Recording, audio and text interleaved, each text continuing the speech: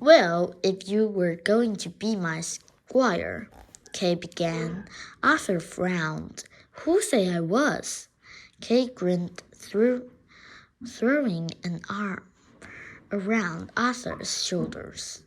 Arthur, I cannot arrive Londinium without a squire who would like to take me seriously. But why does it have to be me?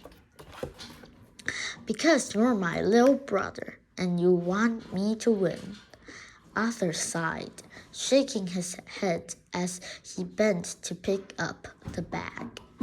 Oh, and you're in charge of my sword, too, Kay added, slipping the scratch-bar from his belt and handing it to Arthur.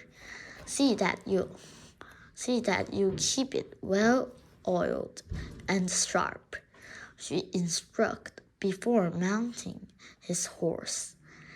He had insisted on arriving on horseback rather than sharing the cart. The animal pranked with his excitement. And don't lose it, he called back with a laugh. Arthur bit his tongue, fighting to argue to remind Kay that he didn't know how to look after a sword. Hector climbed onto the cart.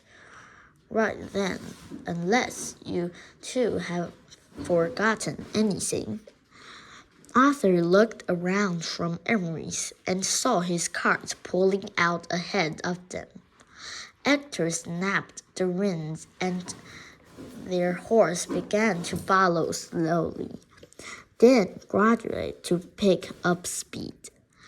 Looking back, Arthur felt a stirring of excitement. The farmhouse grew smaller and smaller in the distance. The furthest he had ever been from home had been the nearest town. Londinium would be a whole new adventure. Arthur, Kay hissed, are you asleep? Yes, Arthur mumbled, as if the constant juggling of the cart would let him sleep. Boring through the journey was similar and nicer, thought the fields and trees along the way had been, and despite Kay droning on and on about what would happen when he drew the sword of the stone, Arthur yawned hungrily. Arthur, what?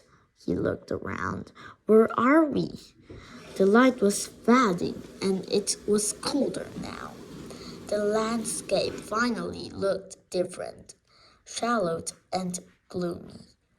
Arthur shivered and reached for his cloak. Kay shook his head, pulling his own furs around his shoulders. I don't know. When we stop, I'll teach you how to use a whetstone. I can't have my squire looking like he doesn't know what he's doing, can I?